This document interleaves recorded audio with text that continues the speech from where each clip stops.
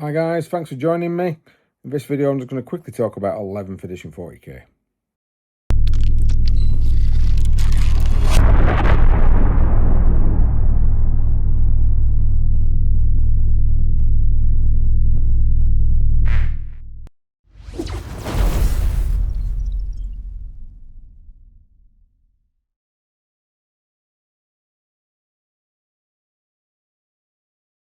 Hi guys, thank you very much. Apologies to anyone that's a regular viewer out there. I don't have a lot of them, but I have some. I've not put a lot of content out during 10th edition, mainly because I've not found the 10th edition the greatest version of the game. I found quite a lot of it to be very tournament heavy. I found a lot of it to be, especially when it came out initially, it wasn't very balanced. It was everywhere. It didn't really explain things properly. Stuff was out of sequence, so you'd have an argument with someone, and when the animation protocols kicked in, is it before or after Battle Shock? All sorts of stuff that was out of sync. It wasn't really the greatest edition for myself personally.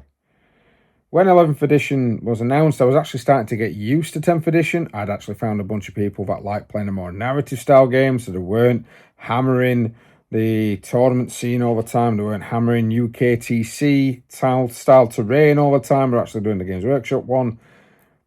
And I started to really like it. Then 11th edition has been announced, which we knew it was going to come because it's about a 3-year cycle. So we knew 11th edition was on its way. And then it got announced, and then I started reading the articles, and I was kind of chest-fallen when the first articles came out. The game, so 10th edition so far, for myself, had started to become known as medieval 40k in my gaming circles, especially if players played on UKTC terrain. Basically, if you didn't have a load of close combat units, you weren't winning games. Narrative was kind of dislodged and out the window because a lot of it was very focused on how do you get great tournament style games. You had to sort of really look at your terrain layouts, which are probably going to sort of a new one. It just, wasn't the greatest, the fun of the game. Then Games Workshop's articles regarding 11 started coming out, and all they did was talk about how close combat was going to work. So I was going from an edition that had just done nothing but bash me with close combat to an edition that's talking about how great close combat's going to be. It really set my heart to sorrow. I actually started looking at playing other games, which was Conflict 47, not 44, 47, because I was like, is this going to be another reiteration of just tournament close combat, tournament close combat, tournament close combat? Thankfully, everything that started to come out has kind of changed my opinion on that. So my opinion started to really change when they brought out the battle reports that kind of showed you how the games are intended to be played. So it kind of showed you how terrain was going to be interacted with, how you can tow into terrain to be able to shoot through it, how especially big units are going to be able to work in those type of situations. And it actually started making me excited for the game, because I thought to myself, this is brilliant, because you don't have to be wholly within that terrain feature to be able to shoot out. So therefore, you don't have to be as close to the oncoming close combat unit to be able to get a good shot off at them. All the terrain that looked very dense then didn't feel as scary, because it's like, well, I just need to pop a toe in. I can shoot out. I can be shot, but I can also shoot out. It then meant that the game, it kind of crossed a little bit to not just close combat, but you're going to have some mid-range units. You're going to have some units that can take some hammer but deal some out. And long-range weapons are going to be effective. I've seen some of the way in some battle reports, however, way artillery is going to work. I really like that. I really like the fact that if someone's within 15 and they can see them, you're going to start to be able to chuck in stuff on a better ballistic skill. I really like those little sort of things of comlinks locking in. It will be funny to have a Gretchen sort of linking in a comlink, but then I did think maybe the -1 ballistic skill is not that great. The maths in my head, especially with the way everything can re-roll, such as over moment targets, stuff that's, I can re-roll ones. I think there's a one for custodes where we can re-roll all hit and wounds if you're on a objective, which can be pretty powerful. That might get nerfed, we don't know. I didn't like that, so I did think to myself things are going to die quicker, which when I was watching the battle reports, they did die quicker. They died a lot quicker in the game. There was not a lot of things on the table by turn 3, even if you were being a bit cagey. Well, yeah, the battle report started to make me think this actually might be a great addition.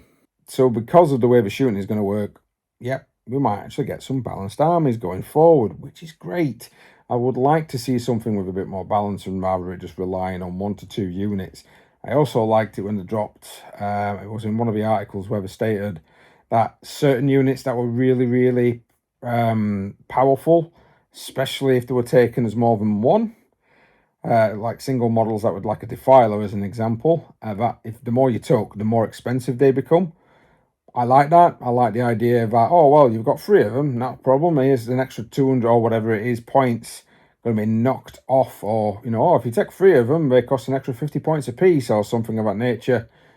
That's really going to kind of bring in a lot of options for different balancing, so that you're not kind of penalising someone for just taking one of the squad models, but then you are penalising them if they decide to take larger units. But kind of did that with Aberrants.